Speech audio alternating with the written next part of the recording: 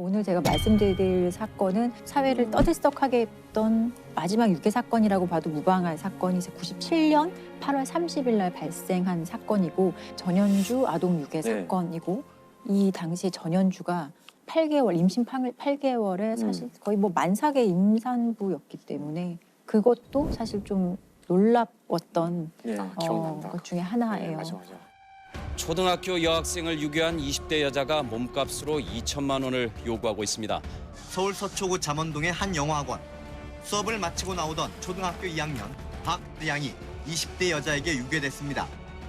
사건은 서울 서초구에서 이제 영어 수업을 마치고 귀가를 해야 하던 아이가 돌아오지 않아요. 그래서 엄마가 막 찾다가 친구들한테 물어보니 어떤 젊은 여성이랑 함께 갔다라는 얘기를 듣고 엄마가 바로 이거는 유괴라고 생각을 해서 경찰에 바로 신고를 합니다.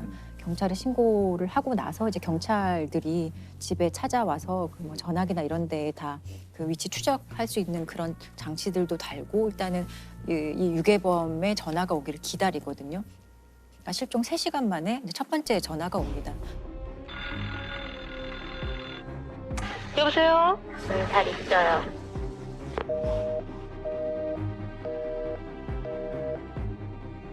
첫 번째 전화는 너무 짧게 통화를 해서 그냥 아이는 잘 있다 요 정도로만 전화를 하고 말거든요.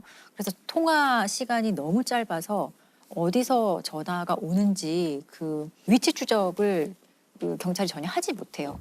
그리고 이게 다음 날 31일이 되어서 다시 한번 전화가 옵니다. 그때는 조금 전화를 길게 해서 이 유괴범의 어떤 전화하는 장소를 특정하는데 이 당시 유괴범의 요구 사항이 2천만 원을 가지고 명동 어딘가로 나오라는 얘기를 합니다. 잘 있어요. 우리 애기 뭐 밥은 좀 먹나요? 원하시는 게 뭔가 좀 얘기 좀 해주시겠어요? 2천만 원을 주지. 2천만 원이요? 아니요, 시간 끌 것도 없고. 한다거나 딴 짓을 해서 그 카드가 우리 손에 못 들어오면 그렇다면 못 보는 거지. 아, 그러면은? 어디서 전화를 했는지 발신 추적을 했더니 명동에 있는 한 공중전화에서 발신 이력이 있다라고 해서 그 공중전화를 사실 거의 떼가서 거기에 있는 지문까지 채취를 하는 식으로 열심히 노력을 하거든요. 이 당시만 해도 아직 이게 공개 수사가 되기 전이에요. 그래서 사회적으로 사람들은 다 몰랐던 상황이고 그래서 이제 공중전화 인근에 있던 시민들에게 인상착의를 물었는데 시민들이 키가 작은 젊은 여성이었다 이런 얘기를 합니다. 그리고 이후에 같은 날 밤 9시에 한 번 더 전화가 오거든요. 그날 전화에서도 다시 똑같은 얘기를 합니다. 2천만 원을 가지고 어디로 오라라고 얘기를 하고 근데 이미 명동에서 발신된 이력이 있기 때문에 형사들이 명동에 이미 가 있었거든요. 그래서 전화를 통화하는 동안에 이 발신의 위치를 확인을 하거든요. 그러니까 명동의 한 카페에서 전화가 걸려왔다는 걸 확인하고 전화를 거의 하는과 동시에 경찰들이 그 현장 카페에 막 올라가요. 출입문도 하나밖에 없었고 출입문도 이제 봉쇄를 하고 현장의 카페 안에 있던 사람들을 이제 다 확인을 하는데 당시에 13명이 있었고 12명의 여성과 뭐 1명의 남성이 있었다고 하거든요. 그중에 특히나 이 전현주는 당시에 임신을 하고 있었는데 누가 봐도 임신부의 모습이기 때문에 지금 너무 내가 놀라서 너희가 이렇게 경찰이 들이닥쳐서 출입문도 봉쇄하고 사람들을 막 조사하니 아이가 너무 막 놀라서 내가 바로 병원을 가봐야겠다 이런 식으로 해서 현장을 자꾸 나가려고 해요. 근데 막 사람들도 주변에서 임신부가 저러니까 내보내줘야 하는 거 아니야 라고 생각을 했고 경찰도 사실은 딱히 특별한 용의점이 없기 때문에 결국 이 임신부 여성의 그 지문만 채취하고 그냥 돌려보내줬고요. 나머지 현장에 있던 사람들도 간단한 신분 조회와 지문 채취만 한 후에 이제 그 카페에서 이제 나갈 수 있게 해줬습니다. 그렇게 좀 사건은 일단 종료가 되고 결국 범인 검거는 못한 거예요. 비공개 수사 기간 동안. 그래서 실종된 지 5일 만에 경찰이 이제 공개 수사로 전환을 하고 공개 수사로 전환을 하자마자 정말 전 국민적인 관심과 또 이 피해자가 살던 지역에서 거의 모든 동네 사람들이 나와서 막 찾고 또 인터뷰도 하고 각종 제보도 막 쏟아지기 시작을 하거든요. 어떻게 얘기하면서 애를 데려가든가요? 그 언니가 오면서요. 우리 조카도 여기 다니는데도 다니냐 그랬어요. 쌍둥이 2명하고 웃으면서 이렇게 얘기하면서 엘리베이터 타는 걸 봤습니다. 수업이 끝난 뒤 학생들은 유괴 용의자의 수배 전단을 손에 쥐고 거리로 나섰습니다. 한편 서초 구민들도 내일 저녁 양을 찾기 위한 긴급 반상회를 개최하기로 했습니다. 그런데 계속 잡지 못하다가 한 9월 11일경에 어떤 중년 남성한테 전화가 와요. 네. 경찰에. 전현주의 아버지였어요. 그래서 왜 전화를 했는지 들어봤더니 전현주가 집에 며칠째 들어오지 않는다. 내 딸이 들어오지 않는데 내 딸 집 앞에 며칠째 계속 형사들이 좀 왔다 갔다 한다. 왜냐하면 그때 카페에서 있었던 그 안에 네. 사실 범인이 네. 있는 거잖아요. 네, 그렇죠. 현장에 그 13명에 대해서 경찰이 계속 확인을 좀 했던 거예요.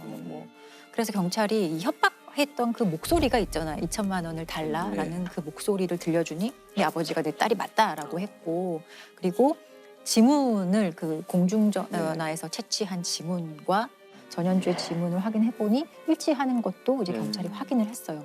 그래서 전현주가 이제 범인으로 완전히 특정이 되고 결국에는 실종 14일째에 그 전현주는 신림동의 한 여관에서 체포가 됩니다. 아이는 어떻게 예. 됐죠? 아이는 안타깝게도 유괴를 해간 당일에 이미 목 졸라 살해했던 걸로 밝혀졌어요. 이후에 집에 전화하면서 돈을 요구했을 때도 이미 아이는 세상에 없었던 상황이거든요. 오늘 검거된 방대양 유괴 용의자 중 한 명인 전현주 씨가 지금 서초경찰서로 압송되고 있습니다. 경찰은 전 씨가 일단 1,000여만 원의 카드비 때문에 신결동 집이 차압당한 적이 있는 데다 지난 1일까지 값으로 껴있던 300여만 원의 카드빚을 갚지 못해 범행을 저지른 것으로 일단 보고 있습니다. 오늘 오후 12시 30분쯤 서울 사당동 51살 이모 씨의 2층 건물 지하실에서 방향은 싸늘한 시신으로 발견됐습니다. 양은 목이 졸려 숨진 듯 목지 위에 상처가 있었고 입과 코에는 청색 테이프가 붙여져 있었습니다. 아니 실종 14일째면은 흔히 말하는 골든타임을 놓친 거 아닌가요? 네, 실종 사건의 골든타임은 3시간이에요. 3시간 이내의 아이를 찾으면 생존 확률이 75%이지만 그 시간 안에 찾지 못하면 사실 사건도 장기화되고 아이가 살아있을 확률이 현저하게 확 떨어지는 거라고 하거든요. 이미 14일이라면 아동 유괴 사건에 있어서는 상당히 시간이 좀 지체가 된 거고 골든타임은 사실 놓친 거죠. 그렇지만 어머니는 바로 유괴임을 직감하고 경찰에 신고를 했지만 빨리 했는데. 예, 어머니의 빠른 대처에도 불구하고 저는 이 사건이 제대로 해결 안 된 것 같아서 더 마음이 아파요. 부모의 제보로 범인을 알았다라고 해도 되게 아이러니하네요. 그렇죠. 아버지조차도 이거는 용서받을 수 없는 범죄라고 판단을 했었던 거고 나중에 이 전현주의 진술서라든지 이런 거에 보면 아버지가 자살하라고 했다고 또 했다고 얘기가 되어 있어요. 아버지가 당시에 고위공직자였어요. 예, 꽤나 괜찮은 집안에서 유복하게 자라왔던 사람이고 외국 유학도 갔다 오고 다시 귀국해서 환경도 나쁘지 않은. 나쁘지 않았어요. 문예창 작가의 새로 대학을 가서 자기가 하고 싶은 것도 하면서 그렇게 살아왔고 그 과정에서 당시 남편을 만났다고 해요. 남편을 만났는데 이제 극단을 운영하고 그런 것도 별로 수입이 좋지 않고 극단도 좀 운영 상태가 안 좋고 재정 상태가 좀 열악해졌고 전현주 본인도 좀 낭비벽과 사치가 좀 심했다고 해요. 그러다 보니 빚이 생겨났고 이 빚을 해결하기 위해서 아이를 유괴해야겠다. 그리고 당시에 이 아이가 세련된 옷차림을 하고 있었기 때문에 저 아이를 유괴하면 내가 원하는 정도의 돈은 받을 수 있지 않을까라는 말도 안 되는 판단을 한 거죠. 박대양을 유괴 살해한 혐의로 사형이 구형됐던 전현주 피고인에게 법원이 무기징역을 선고했습니다. 서울지방법원 형사합의 21부는 8살짜리 어린이를 유인해 목졸라 살해하고서도 아직 살아있는 양 피해자의 어머니에게 돈을 요구한 피고인의 행위는 죄질이 무겁다고 밝히고 전 피고인에게 무기징역을 선고했습니다. 2004년에 있었던 평택 영아 청부 납치 사건입니다. 되게 끔찍하지만 되게 슬픈 사건이기도 한데 2004년 6월 15일에 강원도 미시령에서 어떤 20대 여성의 시신이 발견이 돼요. 당시 시신의 상태는 온몸이 이제 끈에 묶여 있었고 포대자루에 이렇게 씌워져 있었거든요. 근데 경찰이 신원 조회를 해보니 20일 전에 실종 신고된 21살의 고 씨였어요. 근데 이 고 씨라는 여성이 실종 신고될 당시에 생후 70일 된 아들도 함께 실종 신고가 됐었거든요. 근데 현장에는 아들은 전혀 없었고 경찰이 당연히 아들에 대한 수색이나 그 파악을 하기 위해서 노력을 했었는데 아들은 전혀 어디 있는지 확인이 안 됐어요. 남편에 대한 그 용의점도 전혀 없어서 이 사건이 완전히 미궁에 빠지고 갑자기 이제 미제 사건이 되어버렸는데 아주 우연한 기회에 경찰이 아주 중요한 단서를 이제 찾게 돼요. 사건 발생일로부터 한 7개월 뒤인 2005년 1월 22일 경찰이 강남에서 순찰 중이었거든요. 근데 순찰 중에 그 뺑소니 사고로 그 수배 중인 차량을 우연히 발견을 해요. 이 사건이 일어난 지 8개월 만인 지난 22일 경찰은 검문하던 중 교통사고 뺑소니 운전자를 검거했습니다. 중대한 범죄는 아니었어요. 오토바이랑 사고를 내고 조치를 취하지 않고 도망간 그런 상대적으로는 경미한 사건이었거든요. 그런데 경찰이 이제 뭐 다가가서 좀 얘기를 하자 갑자기 이제 도망을 가기 시작하는 거예요. 근데 그럴 이유가 전혀 없는데 이제 경찰 입장에서도 이거는 다른 의심할 만한 이유가 있다. 단순 뺑소니가 아니다라는 그 확신을 가지고 계속 끝까지 추적을 합니다. 그래서 결국 검거를 했어요. 근데 그 차 안에는 A와 B라는 남성 2명이 있었고요. 당시 차 안에는 좀 흙이 상당히 많이 묻어 있었고 삽과 장갑이 있었고 조수석에 있는 글러브에는 휴대전화 중에 배터리가 하나가 없고 조금 망가진 것 같은 휴대전화가 하나 있었어요. 그래서 경찰은 휴대전화를 좀 이렇게 고치고 복구를 하거든요. 휴대전화 안에 내장되어 있는 번호로 경찰이 다 전화를 걸어봐요. 근데 대부분 뭐 없는 번호거나 전화를 받지 않았는데 한 사람이 전화를 다시 해와요. 그래서 얘기를 해보니 그 사람이 너무 놀랐다. 자기 지금 이 번호가 7개월 전에 살해당한 내 친구의 번호다. 이런 얘기를 합니다. 이 휴대전화가 그 미시령에서 발견된 그 고 씨가 사용하던 휴대전화였던 거예요. 그러면은 이 두 사람이 결국 범인이었나요? 네, A와 B 씨가 평택에서 아이를 안고 산책을 나왔던 21살 고 씨와 그 아이를 납치해서 차량에 태우고 아이는 다른 사람에게 주고 엄마가 너무 격렬하게 저항을 해서 엄마를 살해하고 또 시신을 이제 안매장하거든요. 근데 아이는 그러면 누구에게 줬느냐? 심부름 업체 사장 정 씨라는 사람을 통해서 A와 B 씨도 이제 범행을 부탁받은 거예요. 아이를 구해와라. 심부름센터 직원인 범인은 갓난아이를 구해달라는 의뢰를 받고 경기도 평택에서 고 씨와 갓난아기를 납치했습니다. 고 씨는 아기를 빼앗기지 않으려 발버둥치다 살해됐습니다. 갑자기 막 그래버리니까 제 막 당황해갖고 가만히 있으라고 막 그러다가 그냥 안 되겠다 그래가지고. 유명할 수가 얼마든지 있을 것 같은데 굳이 그걸. 그러니까요. 그래서 원래 이 아이를 구해오라고 부탁한 의뢰인은 그게 궁금합니다. 30대 여성 김 씨였어요. 김 씨는 이 심부름센터 사장 정 씨에게 성별 상관없다. 아들이든 딸이든 상관없으니 신생아만 구해달라라는 부탁을 해요. 그 부탁의 대가로 4천만 원을 착수금으로 주고요. 성공했을 경우 3천만 원을 더 주겠다. 그렇게 약속을 합니다. 이유가 너무 궁금한데요. 근데 이 의뢰인 30대 여성 김 씨는 이제 결혼을 앞두고 있는 여성이었는데요.